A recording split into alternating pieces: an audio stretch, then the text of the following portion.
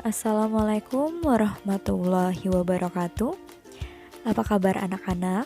Semoga kita semua selalu dalam keadaan sehat ya. Oke, langsung saja. Hari ini saya akan membahas mengenai materi fungsi kuadrat. Namun sebelumnya saya akan membahas terlebih dahulu soal yang kemarin saya berikan. Oke, jadi kemarin itu ada 3 soal ya. Soal pertama yaitu mencari titik potong sumbu X dari fungsi fx sama dengan x kuadrat plus 4x minus 5. Nah, caranya kalau misalnya kita mau cari titik potong sumbu X, maka yang dinolkan adalah yang Y atau fx. Caranya seperti ini.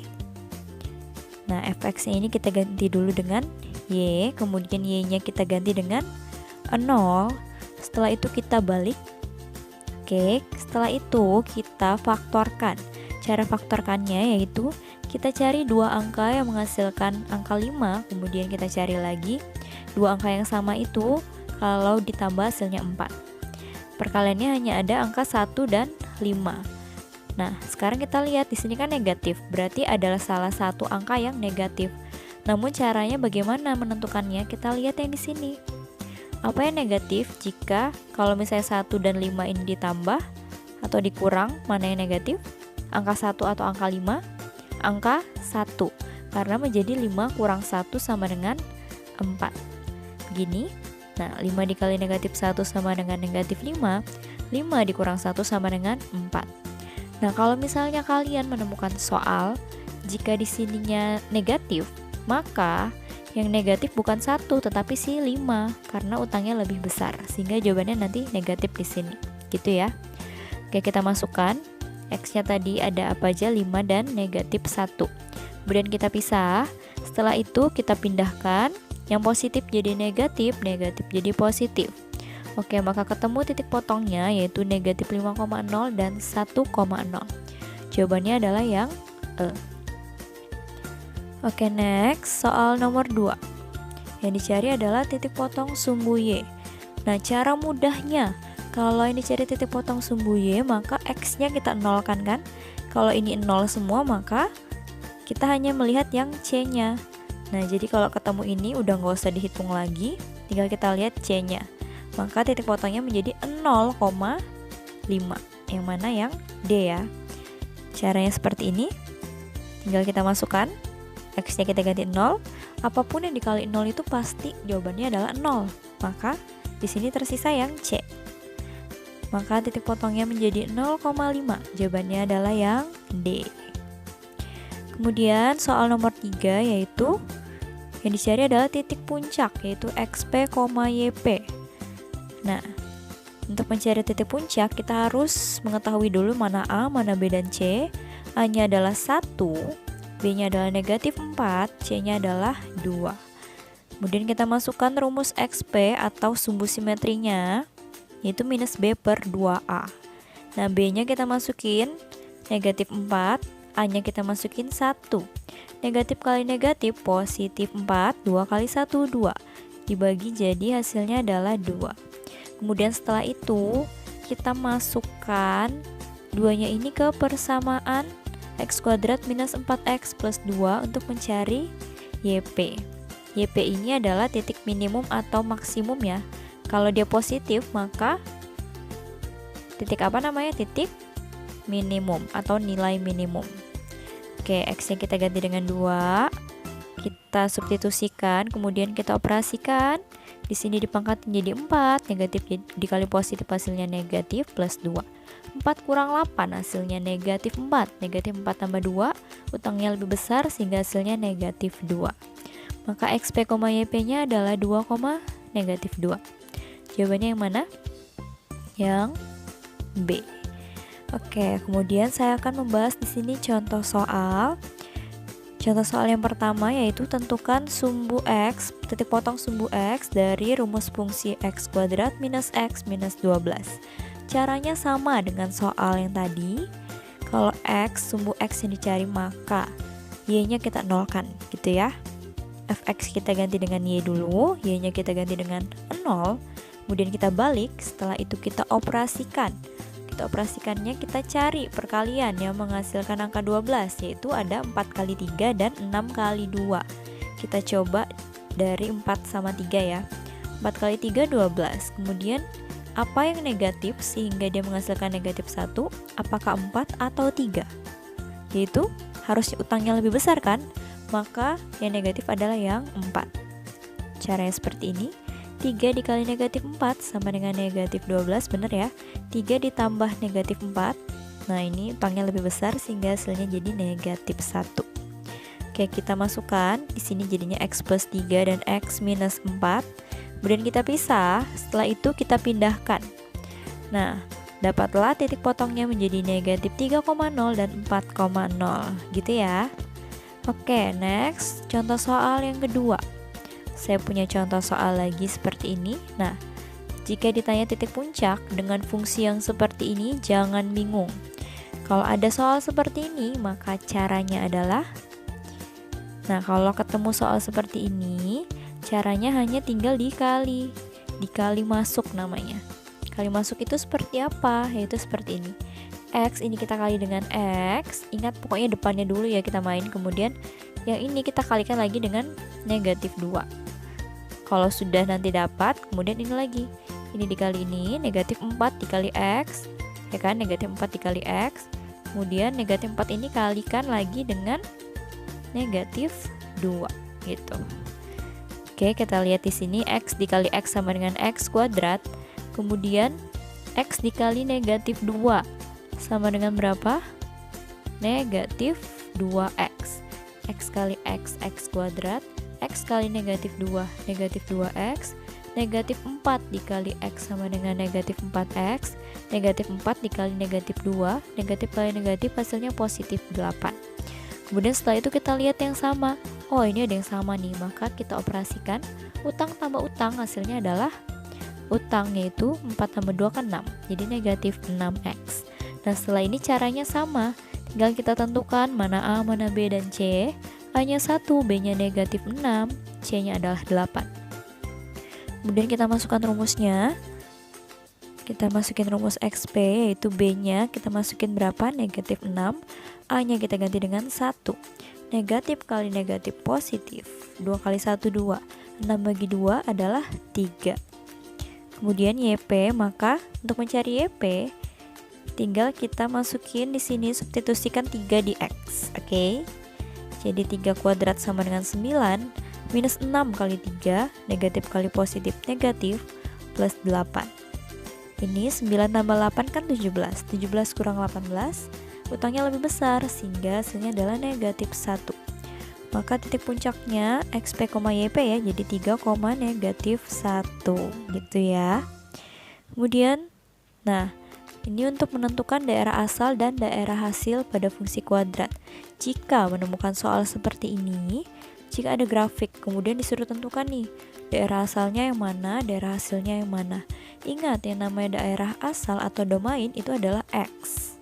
Jadi daerah asal itu adalah X, daerah hasilnya adalah yang Y. Sekarang kita lihat di sini, daerahnya kan adalah ini. Ini, pokoknya yang ini. Nah, kurva ini dia berhenti di mana? Itulah daerah hasilnya. Daerah asal dulu kita cari ya. Daerah asalnya yaitu dari negatif 2 sampai dengan 4. Nah, jadi penulisannya seperti ini. Cara bacanya, X di mana X-nya itu dari negatif 2 sampai dengan 4. Ada sama dengan, mengapa? Karena negatif 2-nya masuk, 4-nya juga masuk. Dan X-nya adalah elemen bilangan real atau anggota dari bilangan real. Oke, jadi ingat lagi kalau daerah asal itu berarti semua di X yang ada di kurva ini gitu. Kemudian kalau mencari daerah hasil, maka kita lihat Y-nya. Y-nya ini dari 0 sampai dengan titiknya di mana sini. Jadi daerah hasilnya yaitu dari 0 sampai dengan 9.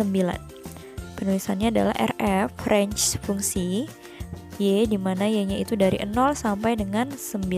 Cara penulisannya seperti ini. Ini artinya 0-nya, Y-nya ada di antara 0 dan 9. Dan 0 dan 9-nya ini masuk karena ada tanda sama dengan.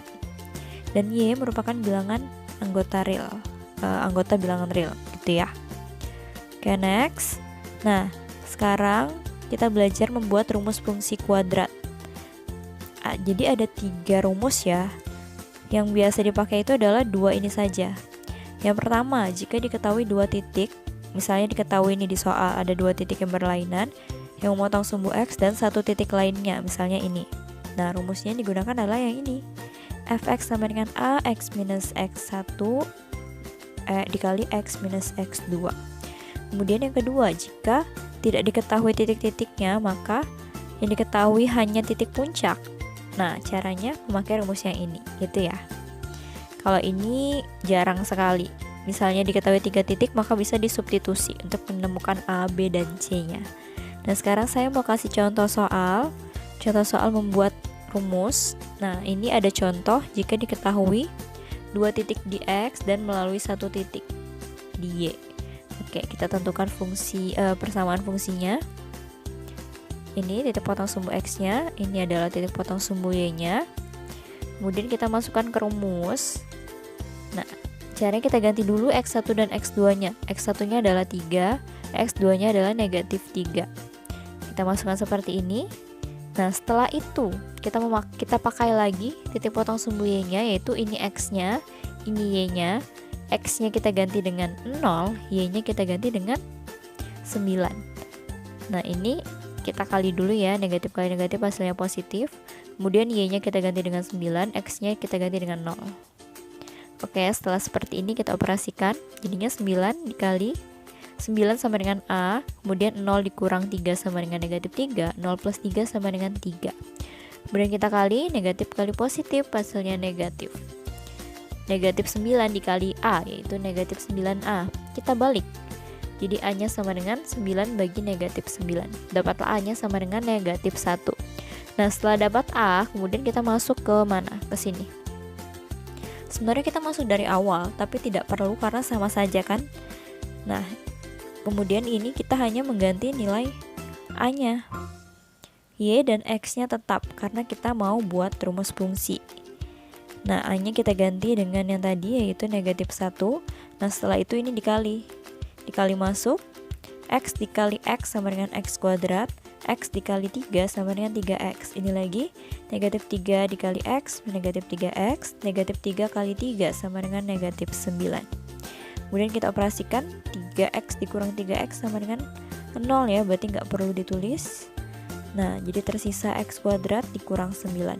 Nah, ini kan negatif, kita kali masuk, negatif 1 kali X kuadrat, negatif X kuadrat, negatif kali negatif hasilnya positif. Maka dapatlah rumus fungsinya, yaitu Fx sama dengan negatif X kuadrat plus 9. Oke, gampang ya. Kalau misalnya kalian perhatikan, ini hanya mengganti-ganti saja, namun harus teliti gitu. Oke, kemudian di sini ada contoh soal lagi.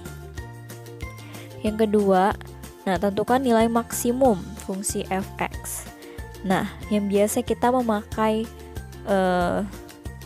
rumus yang XP/YP itu kan dengan mensubstitusi si XP ke fungsi, ya kan? Nilai maksimum itu adalah YP ya, jadi tidak perlu mencari XP-nya. Kalau misalnya dicari sumbu simetri, maka yang dicari adalah XP. Kalau tentukan nilai maksimum berarti YP. Nah, sekarang kita tentukan dulu mana A, mana B, dan C. A-nya negatif 1, B-nya 4, dan C-nya negatif 3. Kemudian di sini saya mau mencoba memakai rumus, yaitu minus D per 4A. Kemudian D-nya kita ganti jadi rumusnya, yaitu B kuadrat minus 4AC. Tinggal dimasukkan. Ini kan negatif, jadi dalam kurung B-nya masuk jadi 4 kuadrat negatif 4. A-nya kita ganti dengan negatif 1, C-nya kita ganti dengan negatif 3. Per 4, A-nya ganti dengan negatif 1. Kemudian ini masih negatif, karena memang rumusnya negatifnya di depan ya. Jadi kurungnya terus ditulis. 4 kuadrat sama dengan 16. Nah, ini negatif 4 kali negatif 1 sama dengan positif 4. Positif 4 dikali negatif 3 hasilnya negatif 12. Positif kali negatif, negatif. Ini kita kurang dulu, 16 kurang 12 sama dengan 4. Masih ada negatif di depan, dikali jadi hasilnya negatif. Negatif dibagi negatif hasilnya positif 1. Gitu ya kalau memakai rumus. Nah, kalau tidak memakai rumus, kita cari dulu berarti. dengan memakai rumus yang kemarin, yaitu kita cari dulu XP nya, minus B per 2A. Sudah dapat, baru kita substitusi lagi di YP. Kita ganti X nya dengan 2 kuadrat sama dengan 4, kemudian dikali dengan negatif, jadi negatif 4 plus 8 negatif 3. Ini dikali jadi plus 8. Kemudian kita operasikan, negatif 4 tambah 8 sama dengan 4 kurang 3 sama dengan 1. Sama ya jawabannya. Jadi terserah kalian gampang yang mana. Kalau gampangnya ini pakai yang ini, kalau ternyata lebih mudah yang ini pakai yang ini. Oke, jadi bebas. Next, kemudian di sini ada contoh lagi. Contoh soal nomor 3, persamaan fungsi kuadrat yang melalui titik minus 1,0. Nah, kalau seperti ini, caranya gampangnya tinggal disubstitusi. Ini adalah X, ini adalah Y. X-nya diganti dengan negatif 1, Y-nya nanti atau Fx-nya kita ganti dengan 0. Kita cari ini A sampai E mana yang ternyata jawabannya benar. Kita cek satu-satu. Kita cek dari yang A, Fx-nya kita ganti Y dulu, Y-nya kita ganti dengan 0. X-nya kita ganti dengan negatif 1. Ini kan negatif 1 kuadrat sama dengan 1, negatif 2 dikali negatif jadi positif 2. 1 tambah 2, 3, 3 tambah 1, 4. Apakah 0 sama dengan 4? Bukan ya. Nah, jadi seterusnya seperti itu. Kita cari lagi yang B. Kita ganti Y-nya dengan 0, X-nya kita ganti dengan negatif 1. Yang B ini ternyata dapat jawabannya bukan juga, karena 1 dikurang 2. Oh, hasilnya di sini negatif 1 ya. 1 dikurang 2 sama dengan negatif 1. 0 bukan negatif 1. Ini saya ganti jadi negatif 1 dulu. Nah, ini negatif 1 bukan 2, salah. Oke, kemudian next kita cari yang C. Apakah benar yang C? 1 dikurang 2 sama dengan negatif 1. Negatif 1 tambah 1 hasilnya adalah 0. Ternyata yang benar adalah di jawaban yang C. Jadi seperti itu, tinggal dicari satu-satu. Kalau misalnya jawabannya ternyata benar, udah nggak perlu dicari lagi yang lain gitu ya.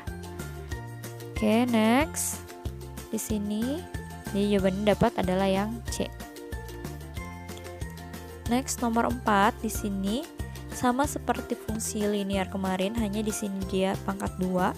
Caranya menentukan daerah hasil jika diketahui daerah asalnya adalah minus 1 sampai dengan 4. Oke, jadi daerah asalnya DF-nya dari minus 1 sampai dengan 4, maka ditulis minus 1, 0, 1 sampai dengan 4. Caranya disubstitusi di rumus fungsi. X-nya kita ganti dulu dengan negatif 1, kemudian substitusikan, hasilnya adalah 0. Ganti lagi dengan 0, ganti lagi dengan 1 sampai dengan 4. Nah, gitu caranya.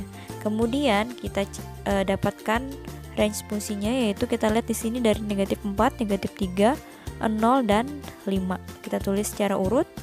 Kemudian kita lihat batasnya. Berarti batasnya dari negatif 4 sampai dengan 5. Penulisannya seperti ini. Y, dimana Y-nya itu dari negatif 4 sampai dengan 5. Ingat, range itu adalah Y. Gitu ya. Jadi jawabannya yang mana?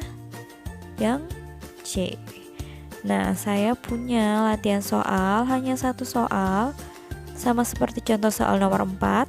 Di sini ada fungsi, kemudian daerah asalnya ini tinggal disubstitusi ke fungsi ini untuk mendapatkan daerah hasilnya. Oke, jadi X-nya di sini dari minus 2, minus 1, 0, dan 1.